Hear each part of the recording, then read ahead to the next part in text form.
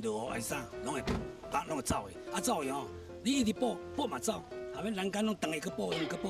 就造成交通也不方便啦。这个是几十年来就是每逢下雨就是会有这样的一个状况它这样的话就是透过这个大口井，我们把水排出来之后，它就不会再滑动了。这样，它会顺下坡就会滑动。如果没有做这个工程的话，这个路就整个会滑到那个谷底去，就是说整个路会断掉。工程是蛮浩大的，而且是开一个水井，然后去做集水区，集水把水引流下来之后排掉。那整个未来如果能够阻止这些水跟泥土的滑动，那当然这条路它就不会受损。那未来农民才能够有一个安全回家的路。再来就是我们从整个南溪到我们的东山到我们的六甲，那这条道路会变得更安全。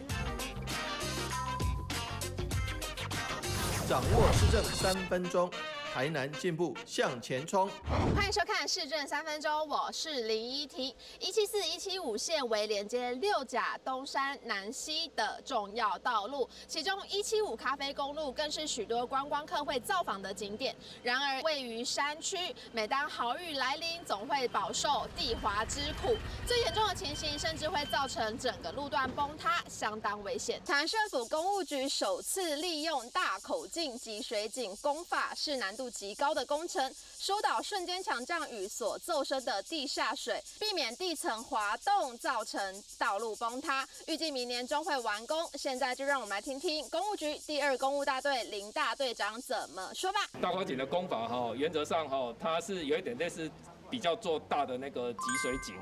因为我们的坡面的整治有分阶段的那现在是属于算是第2阶段。那因为它一开始的时候在公路局都会做一些预立排桩就是把它做一个固定。那现在的话，因为地层比较特殊，因为我们背后有一个那个乌山林的断层，还有这些地形构造的关系造成它有岩层的那个泥叶岩的破裂带它就是白垩土的部分。那它平常没有水的时候，它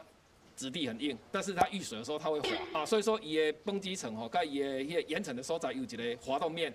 我如果说地下水上升到那个滑动面的时候，会造成整个上面这一块大概20几公尺深的那个堆积层它会滑动，会向我们的路边这边滑动。所以我们现在第2阶段的工法就是比较倾向就是导水。那我们导水的时候就是打深口井，然后打排水的那个集水管，把里面的那个重力水在岩层里面的那个重力水把它导排出来，让它有时候在汛期的时候，它下雨的时候，它那个水位上升不会那么快。那这样子的话减缓它那个移动的速度那保持我们的路面的安全。接下来请收看中嘉新闻。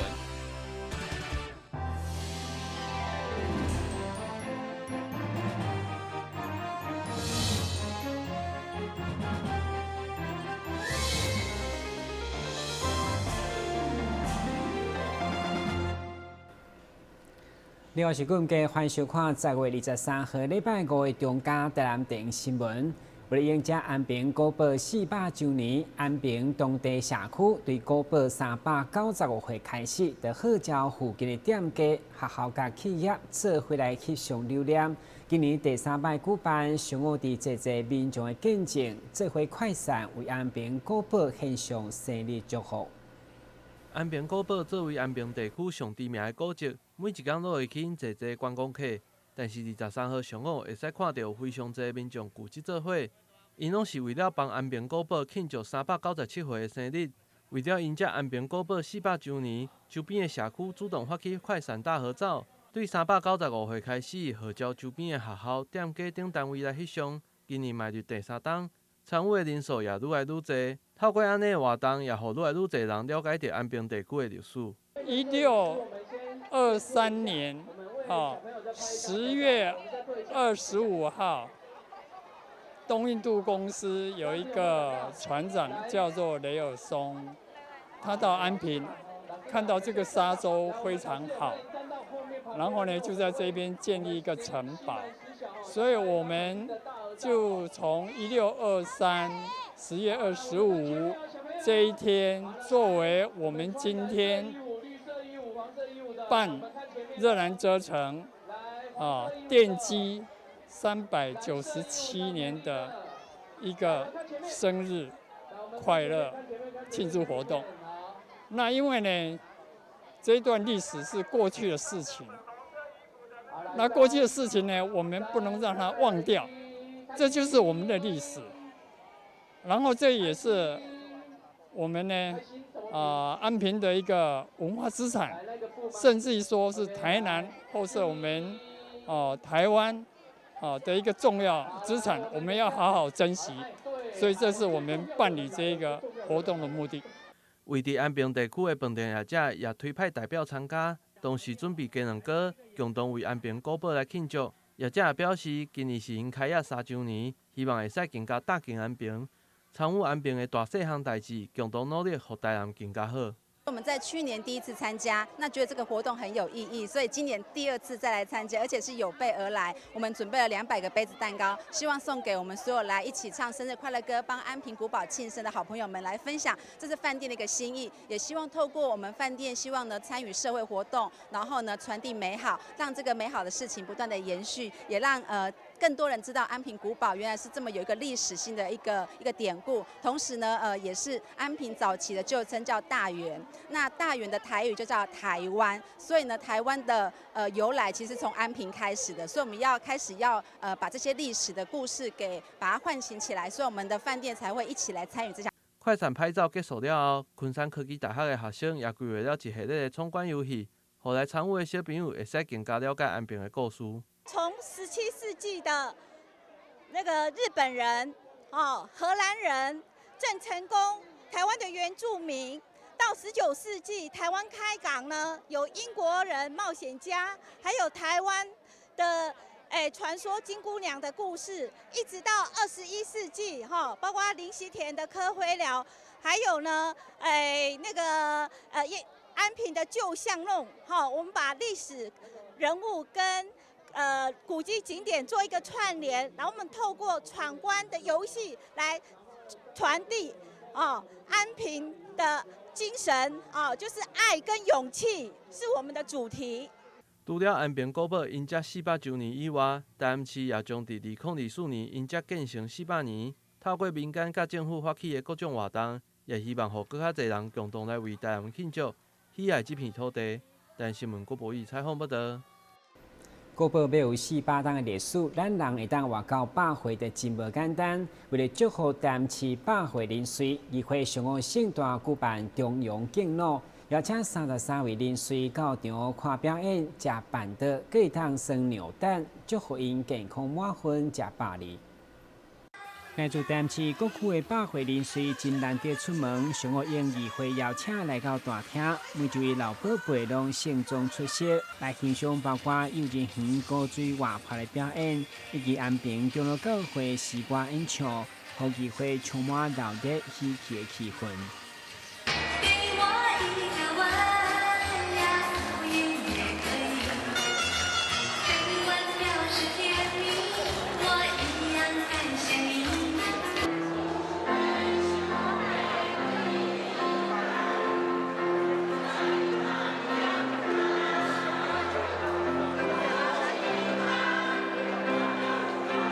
经过大家议会去年第1档办99中央庆祝以后，特别受好评加期待，所以今年再次扩大举办，邀请33位100岁人岁，现场超过3300岁，参像办喜事同款做活动路。除了议长加侪议员拢热情出席集合，市长吴韬加李伟丹天辉以及各区的区长嘛拢到场，表达对长辈祝福、健康食百里。台南市议会呢，也敬老的活动呢，今仔特别真荣幸呢，邀请到33位的长者来到台南市议会。33位的长者呢，超过3300岁啊，这是真无简单的。咱大家共同甲拍一个无爱，拍一个无爱。去年头一届办了，来到22个，了对伊的反应呢真好。话拄着新娘讲，你今年有搁要办无？我想到底要办，到尾想袂使互这长者失望，所以今年搁加码。台南市议会郭议长、林副议长以及各位议员，大家大力来推动，互咱足侪好朋友、足侪是大人会感觉讲对着咱的社会这个尊重老人、尊重长者，会当互长者的智慧经验，互咱足大的帮助，这个传统会当继续延续。有遮侪人甲做伙欢喜，伊感觉迄个气氛是无共款。咱的阿公阿嬷嘛会期待每年一度的重阳节，因为可以跟好多好朋友见面，所以这已经做出咱重阳节的一个口碑。现场议长嘛提前宣传12月24到1月3号庆祝关市合并10周年的大型花灯展览，起点嘉年华一直延续到跨年活动，同时甲所有长辈小姐每年再相会。台南新闻顾问及何乔邦采访报道。为了珍惜食物，市府结合公有市场建立爱心小食平台，鼓励摊商将进货上济，或者是卖相无好，不过有望会当食的食材，集中放伫专用的冰箱，然后分享给有需要的弱势。该平台去年7月到今，已经超过5万人受到帮助。请揭幕，开源市场习食平台正式启用。台南市第13处熟食平台，伫市长黄伟哲以及地方明代协会等代表共同见证之下，23日伫北区开源市场正式启用。黄伟哲除了肯定并感谢各界的支持，同时嘛承诺未来将会持续设置熟食平台，发挥爱心嘛友善环境。咱去市场吼买菜，还是讲去市场的时候，拢会看到有一寡物件吼卖无，就是卖相无讲足水的，小可磕着啊啥哈。但是有当时啊，人都无要开钱落去买，无要开钱落去买，到尾啊就单调变厨余就变去垃圾场。就明安尼增加很多厨余垃圾。第二方面啊，咱嘛正讨债啦吼，因为迄但你无单调，你起码摕顿嘛无效啊，所以吼。一些小客商卖相不是很好的，但是还可以使用的。我们如果透过一个平台，会当来互大家会当摕登去用，还是互咱的小社会福利团体会当摕去用，安尼批写起来边仔收一下，就会使个继续就会当用的，迄足好的所以我想建制习食平台是一个好的方向，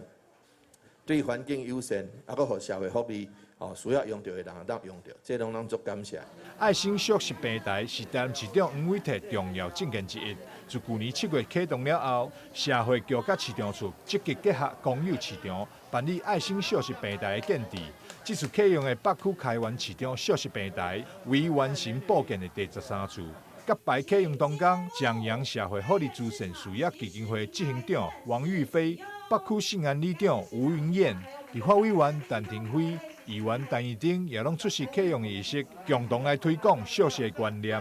台南新闻张硕维采访报道。天气渐渐冷起来，嘛是烦恼第二波肺炎疫情搁压起来危机。对此，成功赛主会特别号召西乡赛子布置12万片的口罩，要互日本甲香港优惠。日前伫市场见证，正式将这份爱心甲台湾防疫成果传播出去。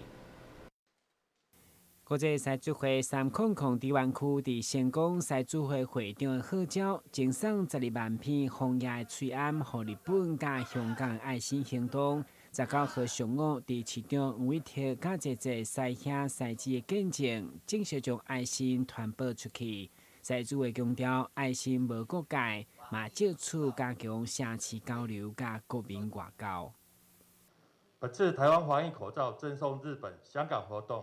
让我们真正落实了爱心无国界、情暖人间的狮子精神，相信也可以提升台湾的能见度，并因为民间的交流互助，让台湾与他国的情谊更紧密，更让狮子会间的交流永不衰退，情谊永不淡漠，实践了国际狮子会我们服务的中心价值观。目前为止还没有特效药，唯一可以用的就是口罩，所以希望大家口罩。勤洗手，保持社交距离。也希望说狮子会借着这个爱心，借着这个友情，来这个把我们的口罩跟我们的心意送给我们的朋友。那也谢谢我们狮子会，我们林总监，还有我们成功狮子会柯会长跟各位友会，大家一起齐心协力，让爱传出去，让台湾真的被我们所有的好朋友大家所知道。会中2名议员嘛拢热心参与赛主会，创专表示，这摆观众活动象征地球村的成员互相扶持的精神，进一步将台湾的防疫成为国际典范。林美儿嘛强调，翠安虽然是薄薄一片，却是保护家己甲别人重要的物资。透过观众将小爱化成大爱。台南新闻军及何乔芳采访报道。先听闻一个，马上回来新闻现场。让我们和旅行达人面对面，聆听他的所见所闻，同时选择一本好书，陪伴每一趟精彩的旅程。就让我们跟着旅行达人的脚步，一起走入阅读森林吧！敬请锁定每晚8点半第3公用频道。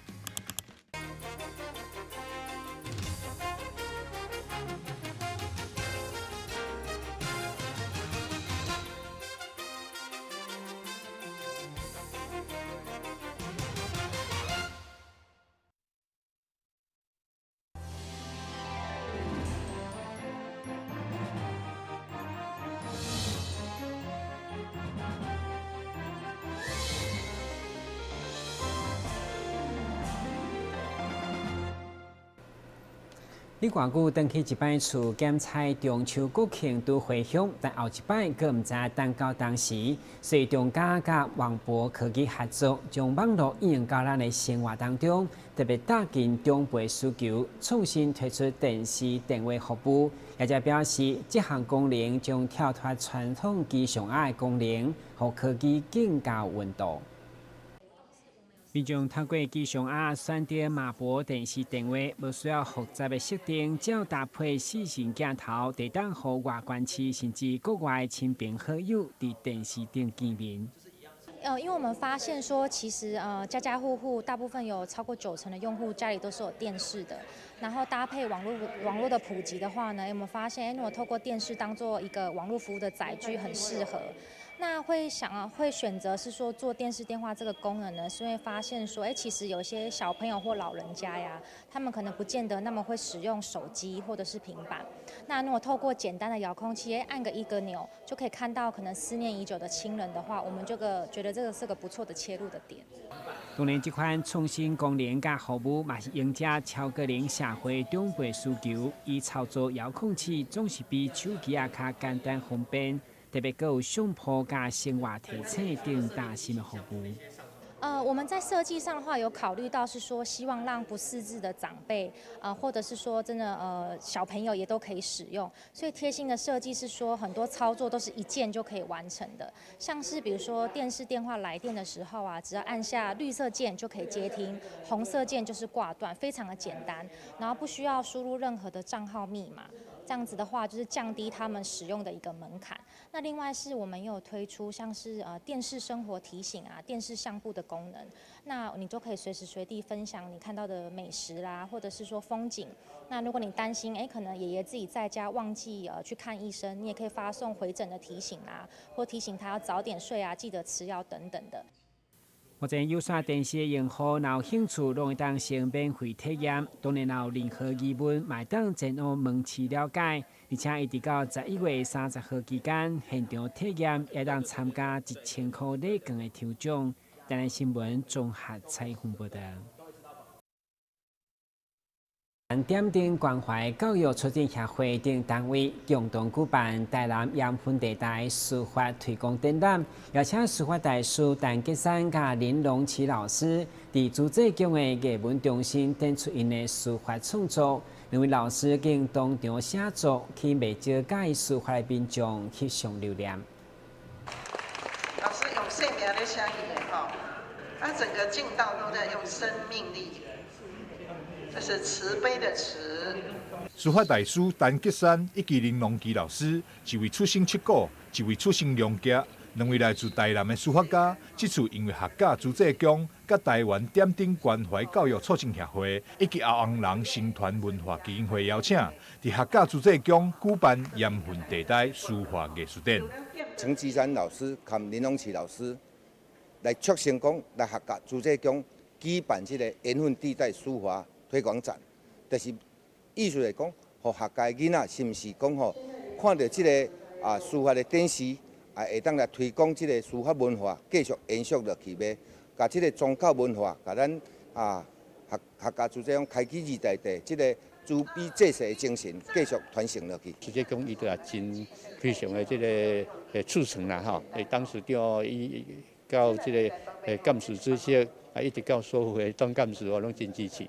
所以咱今日有这个机会来这办这个活动哦，咱嘛希望讲，因为教会这个前后吼，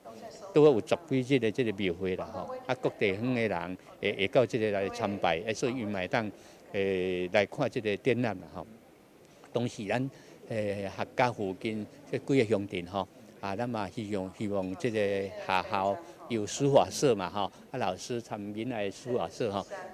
伊有时间会当来这参观。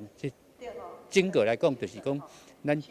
透过这个教育财，透过文化财的累积哦，希望会当促进咱盐分地带更一步的发展啦吼。台湾点灯协会理事长李新香，因为本身就是客家人，知影朱济宫不但是盐分地带民众的信仰中心，尤其历年来对着偏乡教育艺文推广，更是大力支持。所以这次伫故乡办展览，邀请到书法界非常知名大师来布展，除了是回馈乡亲，嘛希望会当为盐分地带再来书法艺术教育的发展提升。台南新闻张硕维采访报道。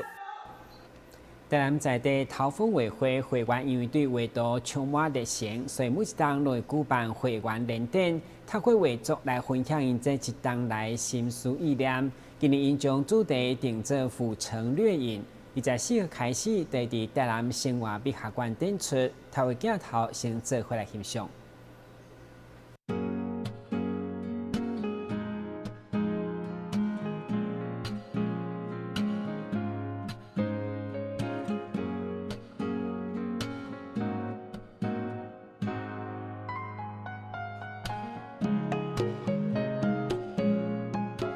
亲近台南的头风画会，每一年拢会透过画展来展示会员这年来的学习成果。这届将要伫台南生活美学馆举办一年一度的联展，以着府城掠影为主题，会员会以着家己专长的媒材来创作，用着无同的风格来呈现，有风景、人物、抽象画等等，呼应了每一个会员的个性。头风画会也是希望让大家美的响应，同时传达因对府城台南的喜爱。我们头风画会这次展览已经是20年，有20年了，是那个洪鼎玉老师，是南一中老师退休了。现在的成员一共有11位。这一次参展，大家都出了7、8幅大小作品，因为这个空间很棒很大，所以大家都全力以赴，这作品都非常的精彩。这个主题是台南的府城的瑞影，可是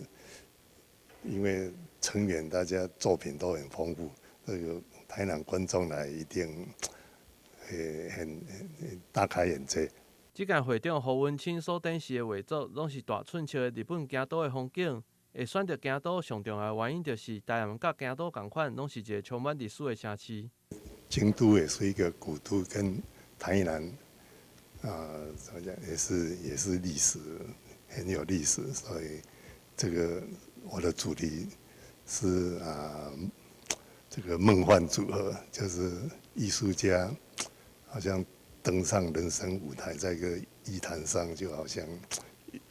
要怎么面对，怎么去呈现，所以叫梦幻组合这些大作品，因为这个空间很大，所以特别安排一些大作品，也都是以京都为背景。这届展览将会展出到11月29号，喜爱各种艺术创作的民众嘛，千万莫错过这场精彩的联展。头风画会也欢迎民众多多来交流，共同和艺术搭建生活。但新闻郭博义采访报道。以上就是在位23号中间台南电新闻，非常感谢你收看，咱再会。